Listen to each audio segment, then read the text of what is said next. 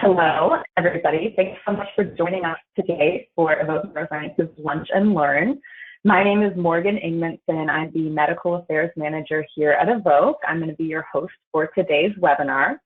And it looks like we've got quite a few folks signed on. That's great to see. We're going to get started here right at the top of the hour. But before I begin, I just want to make sure that everybody can hear me loud and clear and that they can see my screen.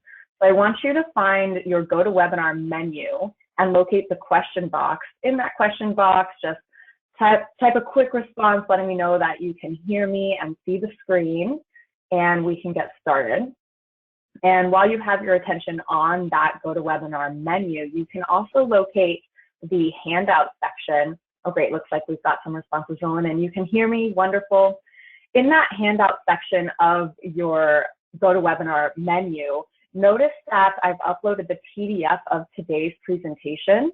I've had a lot of requests after we do these webinars, not only of the recording to refer to later, but of the PDF. So feel free to open that up, take notes if you want to as we go along. It's everything we're going to be presenting in the PowerPoint, and we can go ahead and get started. So today we're really going to be talking about differential diagnosis, specifically for dementia versus pseudodementia. Oftentimes this can be a difficult conclusion to make based off of our conventional screeners. We're going to review that a little bit here, but really I want us to learn today how to use those EEG and ERP biomarkers that the Evox system is measuring in order to facilitate this differential diagnosis. So in order to do that, we're going to need to be able to define event-related potentials, interpret our computational EEG head maps, and that's oftentimes the most challenging part of the equation. I want us to be able to define and identify EEG slowing. That's our clear-cut pattern of what we'd expect to see for a dementia patient. And of course, recognize digital signatures of MCI and dementia. So this will help us detect those patients that have mild cognitive impairment early, hopefully, so we have time to intervene, really differentiate what it looks like for a patient with MCI versus dementia, and then recognize those digital signatures of pseudodementia. So those would be your patients that come in with classic signs of memory loss symptoms, but don't actually have dementia. Oftentimes, pseudodementia can be synonymous with depression.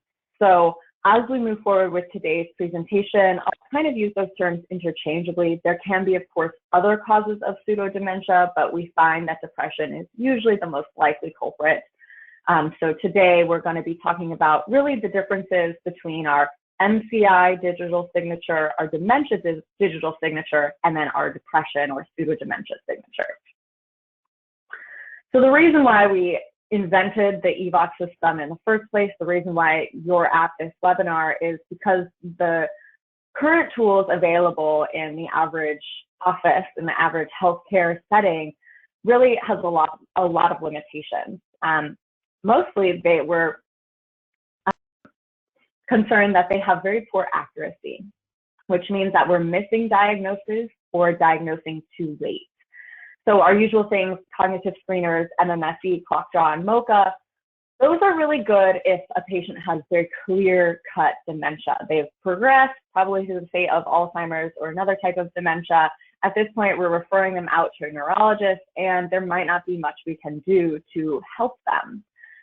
But if we want to catch these patients on an earlier phase, these cognitive screeners aren't going to be much help.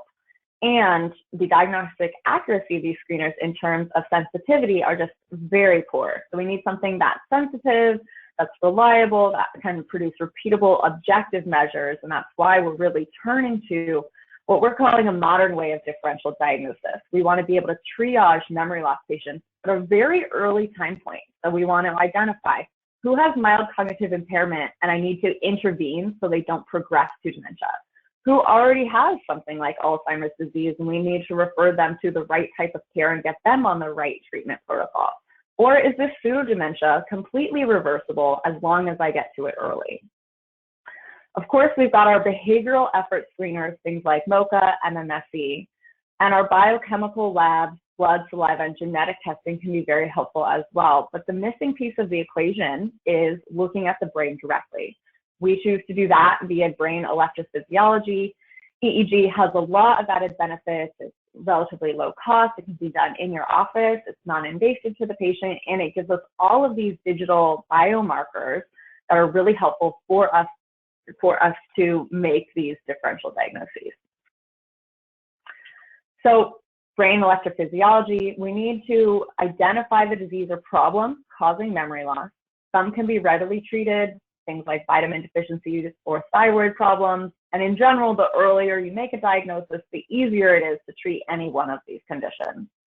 I do want to pull your attention to the FINGER study. If you're not familiar with the FINGER study, it was really the first large double-blind randomized controlled trial that was looking at preventative interventions for cognitive decline, looking at a population of older at-risk individuals and seeing if lifestyle interventions, a multi-domain intervention, could prevent them from further progressing in cognitive decline. And spoiler, it did. So if you haven't checked out that study, shoot me a quick email after this webinar. I'm happy to send you the PDF so you can read up on it.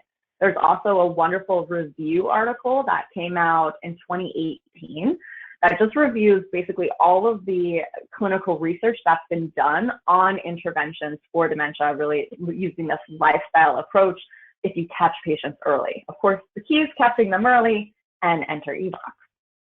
So functional neuroimaging via EEG is well-established, non-invasive, affordable, and office-based, so you can evaluate the brain directly and triage these patients, get them the right type of care, intervene early to have that successful treatment intervention.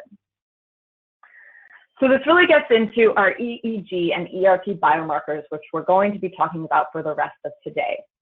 Now, you may have seen this image. It's kind of our classic go-to to explain how EEG and ERP biomarkers can really help parse apart healthy patients versus somebody with mild cognitive impairment, there in the yellow, all the way through dementia.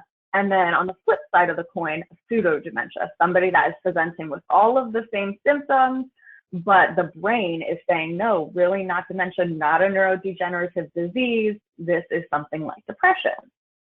So we're going to be walking through ERP latency, which is really an indicator of brain processing speed for things like decision-making, attention, and memory. We're going to be talking about cognitive capacity, which we measure by peak alpha frequency. That's an assessment of physiological aging as opposed to chronological aging, and it really reflects memory performance. And finally, we're going to get into brain activity, our computational EEG head map, which allows for early detection of memory loss and MCI and is really key to facilitating that differential diagnosis.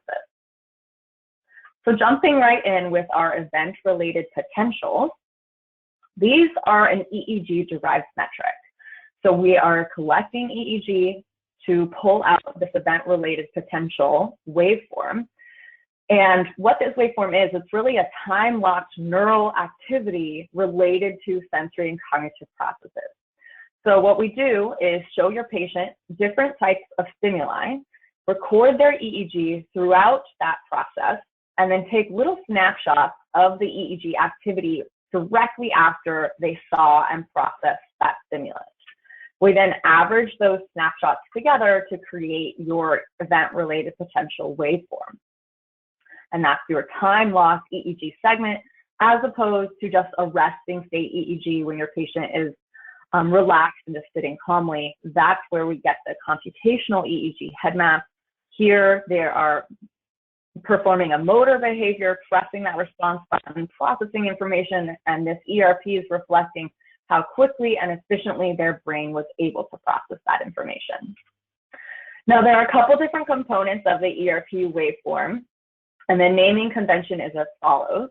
You start with a P or an N, meaning a positive or negative voltage, and then you have a number which is indicative of the latency time in milliseconds. So P300 means positive voltage that occurs around 300 milliseconds after the stimulus onset.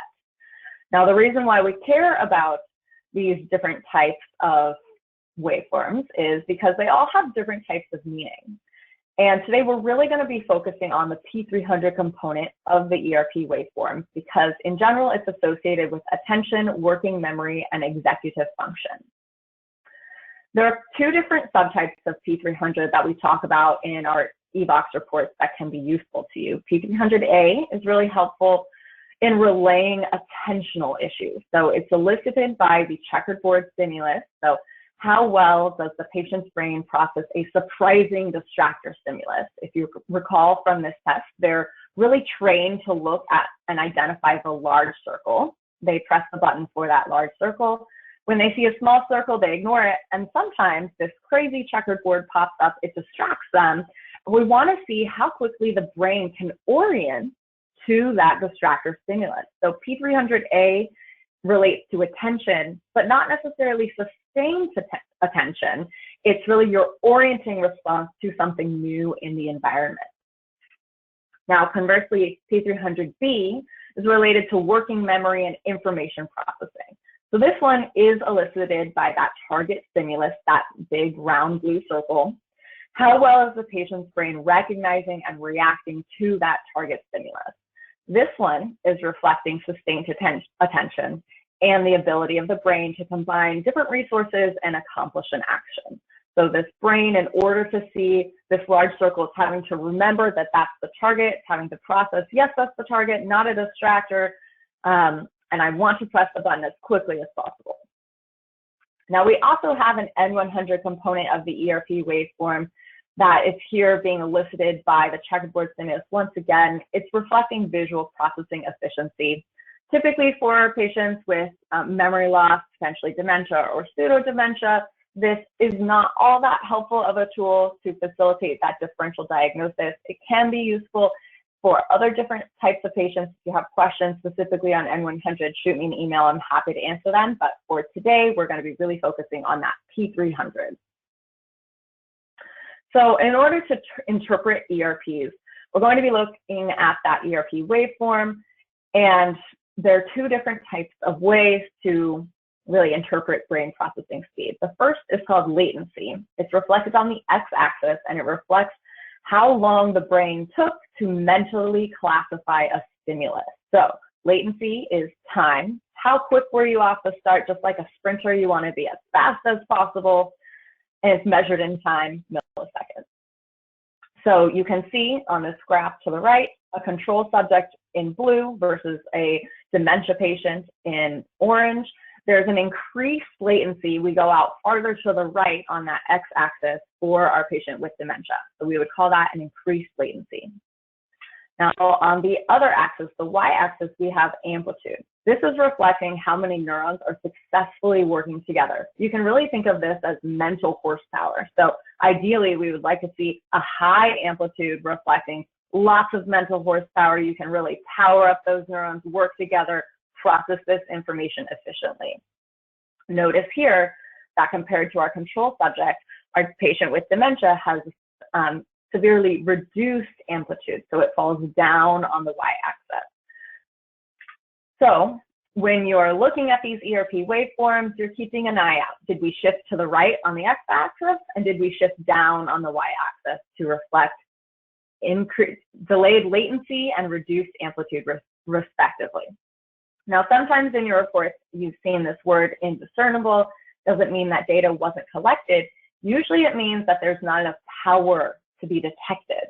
So take a look at this graph on the bottom. It just looks like a squiggly line. There's no power, there's no amplitude, there's no neural recruitment behind this ERP. So we couldn't even detect a waveform peak for that P300. So when you see indiscernible, it's not something you should ignore. It can actually represent a lot of clinical significance. And we'll get to that later on as we talk about some of our case studies. So when we look at P300, how can it really help you for detecting dementia versus pseudodementia in that goal of differential diagnosis? First, starting out with a study that was looking at an Alzheimer's population versus a control population. They really focused on the amplitude component of P300. Remember, that's really neural recruitment. It's our mental horsepower. So it's no surprise that the Alzheimer's group had a reduced amplitude compared to the control group. That makes sense. In Alzheimer's, you have the beginning signs of neural atrophy. There's just no horsepower to process any type of a cognitive input. So we know that reduced P300 amplitude is a demonstrated biomarker of Alzheimer's. Now, on the flip side, when we look at pseudodementia, or namely depression, that's really focused on the latency aspect. So you're still having memory loss concerns, still not processing quickly or up to speed, and that's reflected in the latency. Depressed patients have a longer latency for that P300 waveform compared to healthy controls. And that makes sense. The brain is just sluggish, it's fatigued, it's just not keeping up to the normal pace. And interestingly, this P300 latency can even reflect severity of depression. This great study was looking at depression severity as assessed on the HAM-D and found that there was a direct linear correlation between P300 latency and the severity of depression, such that very severe had a very prolonged latency, and only mild depression didn't have quite as long of a latency, more close to our normal healthy controls. So we can conclude here that a delayed P300 latency is an indicator of major depression. Now, I do want to note, for our Alzheimer's group, our dementia group, you can often see a reduced amplitude hand in hand with a delayed latency. So it doesn't mean that if you see delayed latency, that's going to mean pseudodepression. Of course not. Usually in our severe dementia cases, they do go hand in hand. You see both together. The same can sometimes be true of our depression cases. Oftentimes, it's just the delayed latency.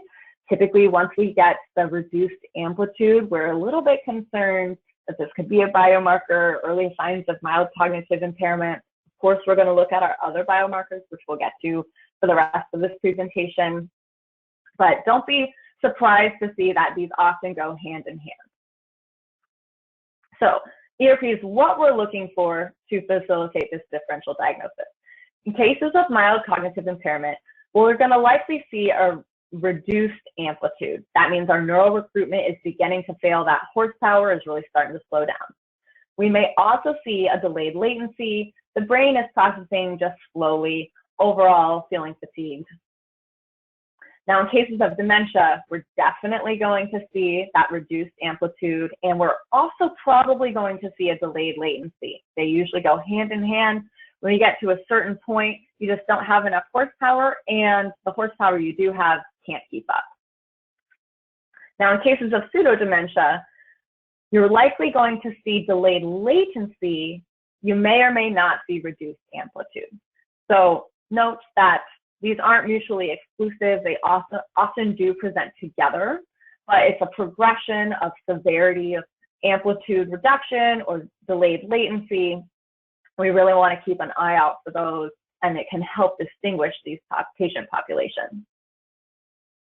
So moving on next to our cognitive capacity biomarker, we measure this by something called peak alpha frequency. Peak alpha is an overall measure of cognitive ability or cognitive capacity. It's really our biomarker of physiological aging. And the reason why we use this metric is because it's generated by the thalamus and reflects thalamocortical network activity. So if you remember anything about the brain, remember that the thalamus is really the relay center of the brain. It's receiving incoming information and shooting it out to the cortical network, so other brain regions can do the processing that they need to do. So this thalamocortical network activity is a really good measure of our overall cognitive capacity. How easily are things flowing through the brain? Is it working like a well-oiled machine, or are we getting a little bit slow and sluggish? We just don't have the capacity to process the type of information that we used to.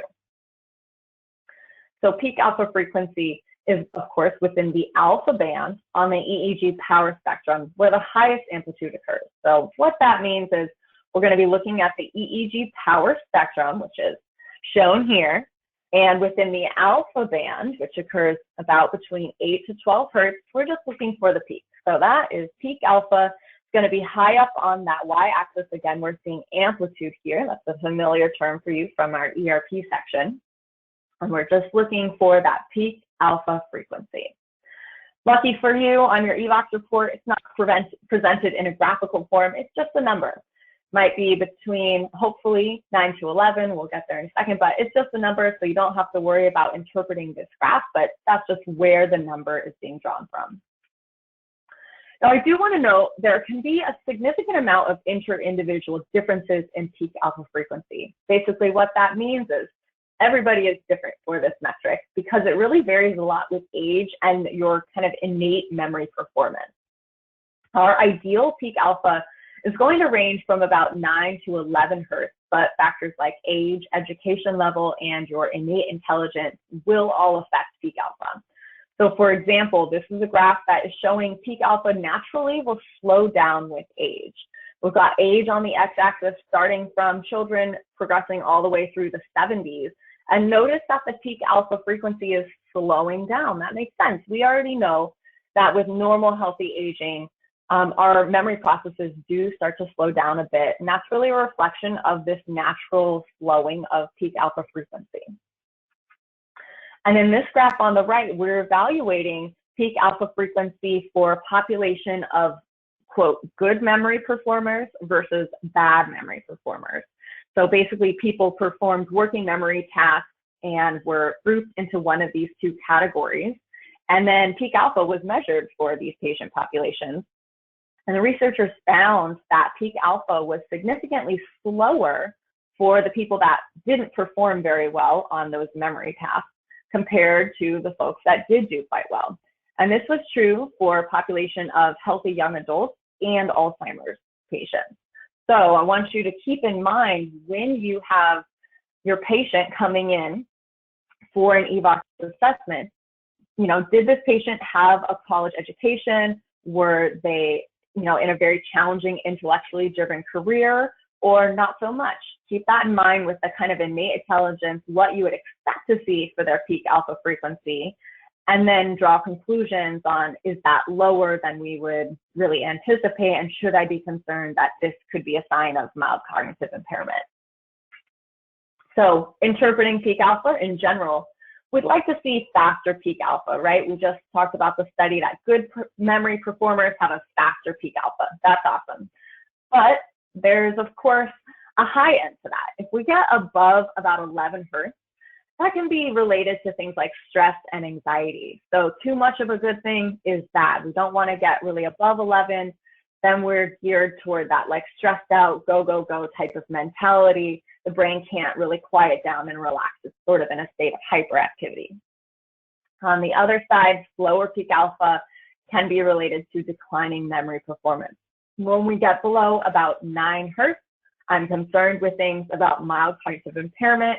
Below 8, definitely signs of possible dementia. Do keep in mind, 9 hertz could be perfectly normal for your patient, but probably not if they were, you know, a neuroscientist in their past life, right?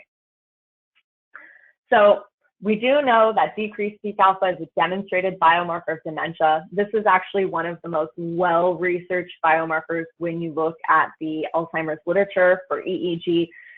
Researchers like it. It's just a single digit. It's been very well studied. So we know that different types of dementia will shift down that peak alpha frequency, slow it down, but healthy controls will be in that about 9 to 11 range. So what you're looking for to facilitate your differential diagnosis. In cases of mild cognitive impairment, you may or may not show slow peak alpha frequency. It's really important to observe over time to ensure that cognitive capacity is being maintained. Now, this comes into play. You really have to know the patient, know their background, and know what you would expect to see for them.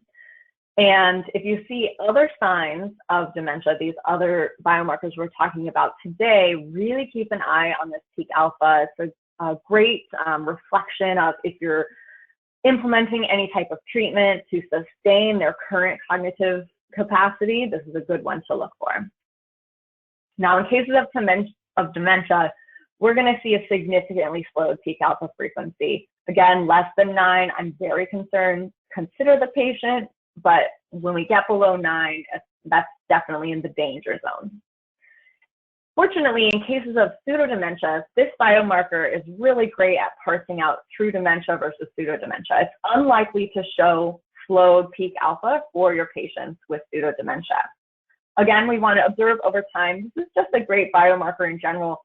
Every time a patient comes in, you check their temperature and their blood pressure. Really, we should be checking their peak alpha frequency too. It's just that great biomarker, observing over time, year to year, making sure that we maintain that cognitive capacity. And for your patients with pseudodementia, their cognitive capacity should be intact. There's no type of neurodegenerative process happening there. So that peak alpha should be in that normal 9 to 11 range. Now, finally, getting into the nitty-gritty of it all, brain activity. These are our EEG head maps, and we're going to walk through how to interpret them together. So revisiting that EEG power spectrum once again, amplitude on the y-axis is the voltage present in each frequency band. Now, frequency is the number of cycles per second of the brain's electrical activity. So of course, you know that the brain is spontaneously producing electrical activity all the time. And it's producing different types of frequencies at all times. So there are some slow waves, there are some kind of middle range waves, and then there are some fast waves. And we're producing all of those frequencies all of the time. And we can group these frequencies into frequency bands. The reason why we group them together is because each band is relating to a physiological state of cognitive processing. So delta, these are our slow waves, and slow waves correlate to slow processing behaviors. Things like sleep. We are producing a ton of delta when we are in deep sleep.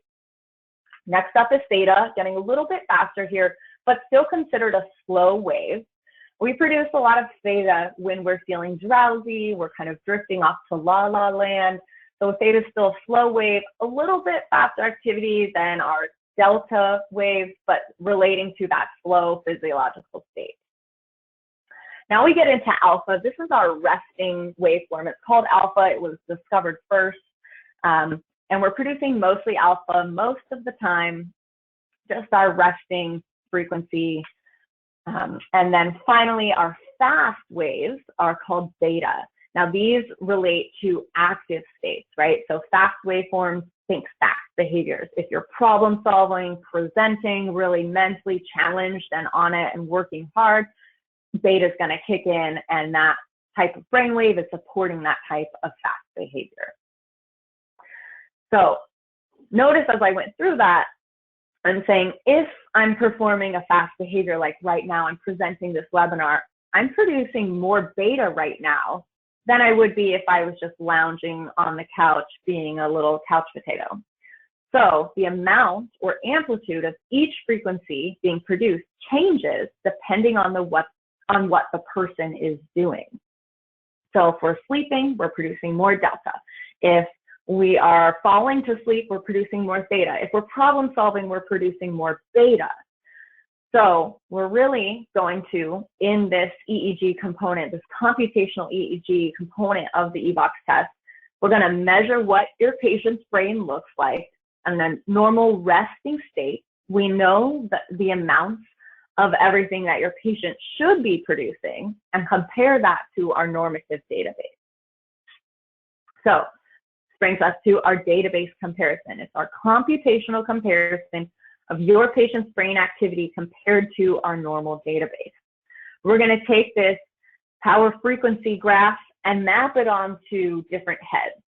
So we've got 0, well, really 2 hertz starting in the upper left, transitioning to 30 hertz in the bottom right. So remember, these are our frequencies. We've got slow waves transitioning into our fast waves.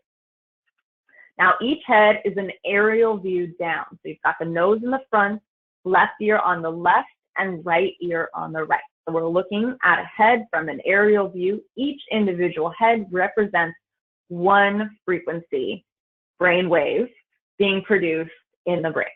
We're, of course, going to see activity through all of these frequencies. Remember, all frequencies are being produced in the brain at all times, but we might see if we're producing too much or too little of these frequencies compared to our database. Now, to map that too much or too little, we're going to be using z-scores compared to norm. How many standard deviations is your patient away from that norm?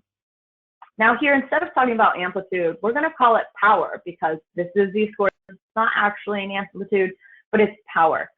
Are we low power, not enough neural recruitment for that type of frequency? We're not producing enough of that frequency. Or high power, we're producing way too much of that frequency.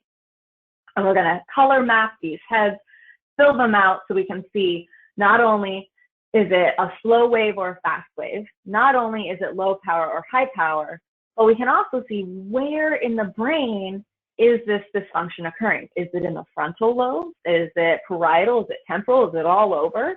And that can be really helpful to understand our symptoms and make that differential diagnosis. So, interpreting head maps, we always ask, what frequency? Is it slow or fast? Remember, we care about this because it pertains to the type of behavior. What power? Is it low or high?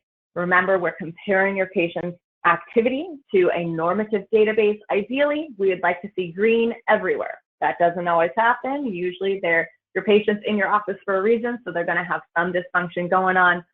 Blue means not enough power. Red means too much power. And finally, what brain region? Because this explains the symptoms experience. For example, the frontal lobe is responsible for emotional and behavioral control. So if I see dysfunction in that frontal region, I'm thinking, well, this explains the symptoms that you have with emotional and behavioral control.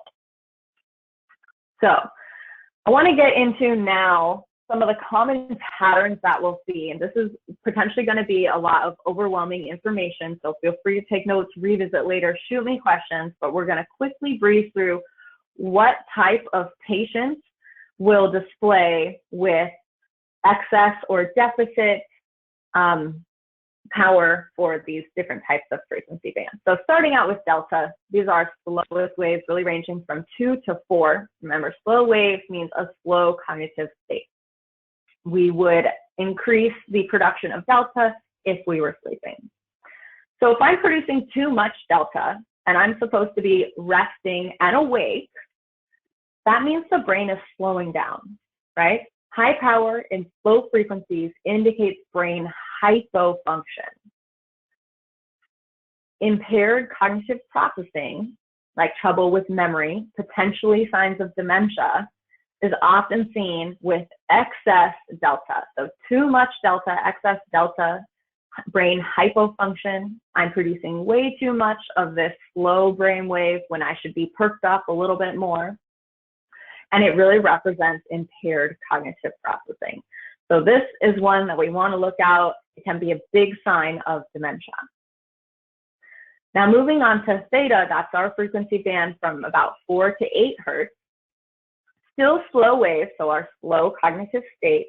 Remember, theta wave production increases when you're drowsy or daydreaming. The brain is just checked out. It's not quite present.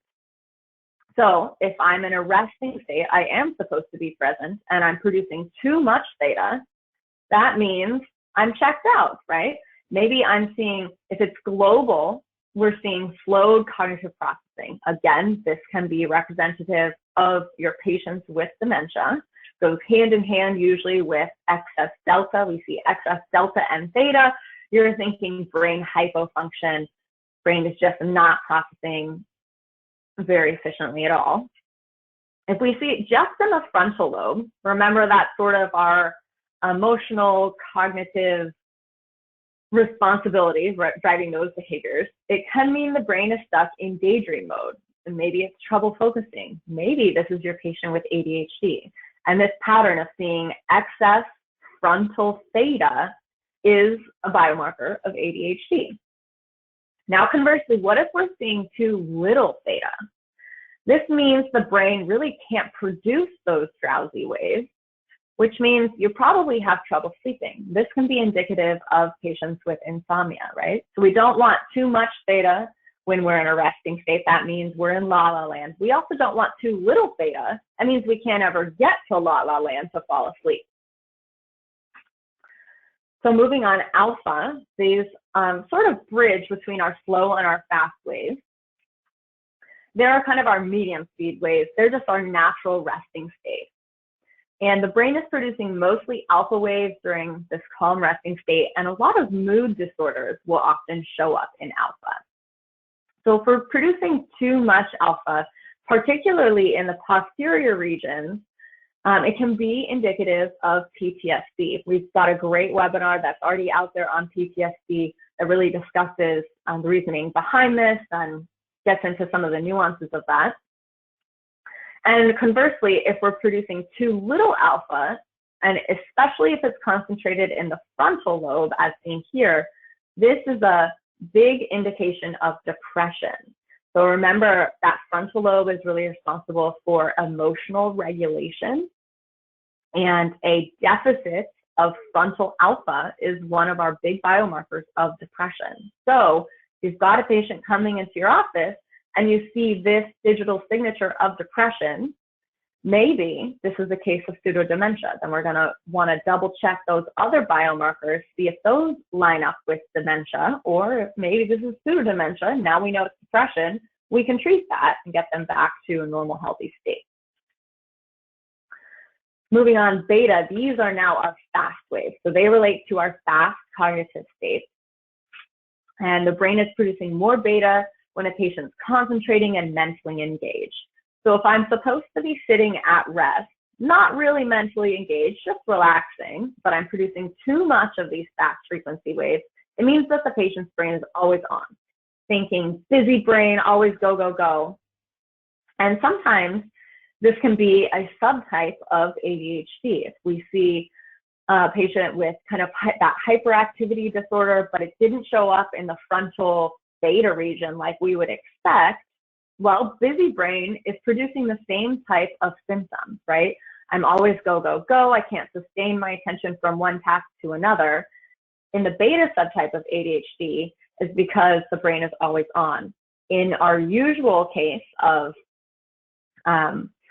too much theta, right? That means I'm in la la land. So same symptoms, but different neurological cause. Now, if we see this in central region, it can really indicate anxiety. I'm stressed out, that brain is just always going.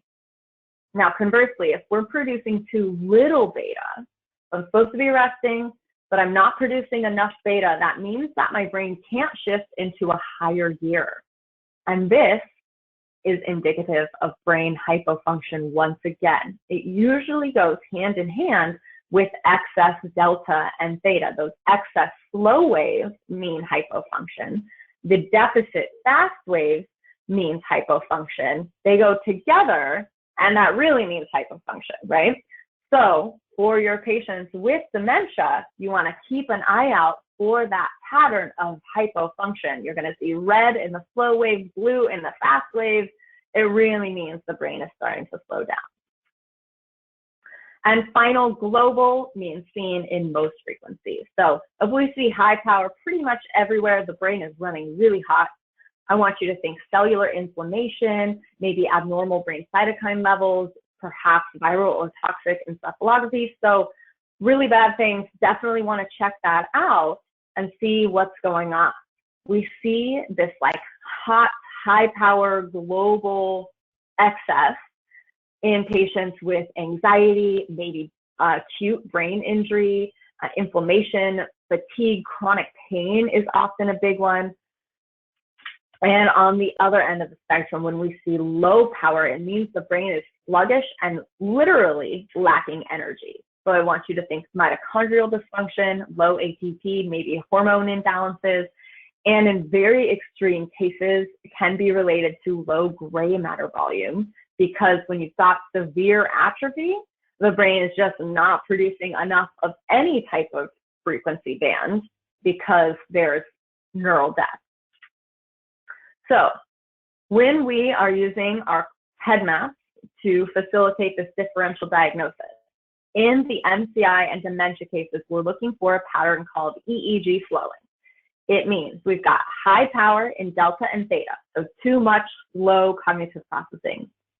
And we've got low power in alpha and beta, meaning not enough fast cognitive processing. Both of these things mean brain hypofunction, not enough function out of the brain. Our brain is slowing down. This is our clear-cut pattern of dementia. Now, if you're just seeing a little bit of yellow and a little bit of blue, maybe that's our MCI patient, depending on our other biomarkers, and we can intervene and really get in there. But if you see this clear-cut red, clear-cut blue, that's really probably dementia. The patient is going downhill quickly.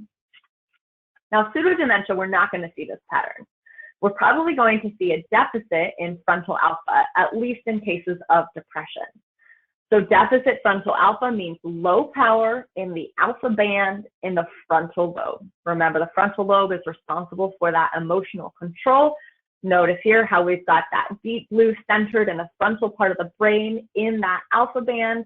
That's our clear-cut pattern of depression. If this patient came in with all of the signs of memory loss, concerns of dementia, and you saw this brain, nope, it's pseudodementia, and you can now treat accordingly. So, quick summary of what we're looking for before we get into some case studies. When we're looking at MCI, we're possibly going to see reduced P300 amplitude, and we might also see delayed P300 latency. Probably not going to be severe, but we will see them a little bit outside of norm. We're also potentially going to see some slowed peak alpha frequency getting around that 9 hertz, maybe dropping a little bit below. And we're going to see the beginning signs of that EEG slowing pattern of red in slow waves and blue in fast waves, or maybe just yellow in slow waves and light blue in fast, but kind of showing that pattern starting to develop. Now, in cases of dementia, we're definitely going to see reduced P300 amplitude. That means that there is no neural recruitment or horsepower has gone way down. Usually hand in hand comes the delayed latency as well. But we're really concerned with that amplitude decrease. We're going to see a significantly slowed peak alpha frequency, certainly going to drop below 9, maybe even 8, 7, 6. It can get really slow, which means our cognitive capacity is just not there. And we're going to see that clear-cut EEG slowing of the red in the slow frequencies, blue in the fast frequencies. I will note sometimes you're going to see blue everywhere, and that's in our severe cases of atrophy. Do note that if it's a severe case, you're going to see a super low peak alpha frequency, a very slow peak alpha frequency, and that blue, and that means refer out immediately. We need probably some MRIs, really see how advanced this has gone. It's probably not something, unfortunately, that we can really intervene and turn around. This is a late case scenario. And in cases of pseudodementia, we possibly may see a reduced amplitude, but really what we're looking for is that delayed latency. The brain is just not processing very quickly. We're going to see a normal peak alpha frequency, so 9 to 11, depending on the patient. Might be 9, might be 11, still could be perfectly healthy. And we're going to see a deficit in frontal alpha. So remember, that's the frontal region of the brain, that alpha frequency band. It's not our EEG slowing pattern, but it's that pattern of depression. So reviewing case studies before we wrap it all up, this is a case study of a patient with mild cognitive impairment. They came in, not too many self-reported symptoms. They think they're doing pretty great on everything. Neuropsychological testing, though, is revealing some behavioral concerns. Reaction times a little bit slow, variability is pretty high. They made some missed responses, those omission errors. Now, when we get down to our brain biomarkers, notice that peak alpha frequency is at 8.6. That's outside of our reference range. It's dropped below 9, and I'm definitely concerned that the cognitive capacity is starting to slip. Now, when we get down to our ERPs, notice that the latency is delayed. Amplitude seems okay for both P300A and B, but that latency has slowed down. So at this point, I look over to the computational EEG head map, and I see the beginning signs of that EEG slowing pattern. I've got oranges and yellows in my slow wave, and I've got blue in my fast wave. So this is actually an early catch of mild cognitive impairment. The patient hasn't yet realized that they're starting to experience these cognitive decline symptoms. but they certainly are there as revealed in their neuropsychological testing. And the brain is saying, yep, this is cognitive decline, mild cognitive impairment, really potentially heading in the way of dementia.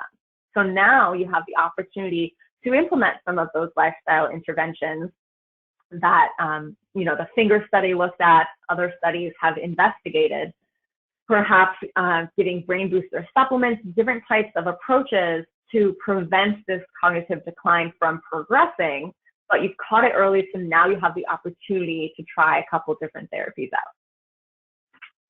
Now, conversely, when we get a patient with true dementia, they're going to come in, they're probably going to report some self-reported symptoms, right? This is the type of patient that even our MoCA MMSE screeners would very likely pick up. They're not doing well at all. Their neuropsych testing scores are off the charts out of that reference range. Their peak alpha frequency has dropped down to a 7, which is very, very low, and their ERPs are indiscernible. So in the case of indiscernible, remember, it doesn't mean that the data wasn't collected. It just means that the waveform has such a low amplitude, we can't even detect it. And indeed, when you flip over to the comprehensive report for this patient, you can see there's not even a waveform peak for us to look at for this P300A and P300B. And when we look at the head map, seriously red, serious deficit in those, a serious excess in the floways, and a significant deficit in our fastwaves. So overall brain hypofunction, our classic EEG slowing, this is a patient with dementia. And finally, we come with a patient with depression. So this patient, for the neuropsychological testing, is a little bit off the board, a little slightly slowed reaction time, very high variability, did understand the task, but just didn't perform very well on it. So we are seeing some symptoms. The patient is in your office for a reason, but is it truly something like dementia? Well, probably not. Look at peak alpha frequency, 10.7.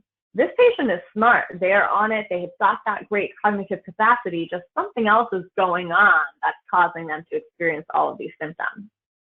When we look at P300, we've got some delayed latency, but intact amplitude. So it's not that the horsepower has decreased. It's just that the brain is slow with processing information. And when we hop over to our computational EEG, we see that deep blue circle in the frontal lobe in the alpha band. We don't see the red and the slow, the blue and the fast. So it's not EEG slowing. It's not our pattern of dementia. Instead, it looks like our pattern of depression. So now we can treat accordingly, address these symptoms, and this patient will likely recover, which is great news. Now you're able to identify this is a case of pseudodementia and treat accordingly. All right, everybody, that wraps up our webinar today on using Evox to facilitate differential diagnosis. If you've got questions about today's material we went over, just shoot me an email, happy to answer them. If you're working through a particularly challenging patient case, we're also here to help. I'm happy to jump on a call with you and review your patient cases to really help you work through this.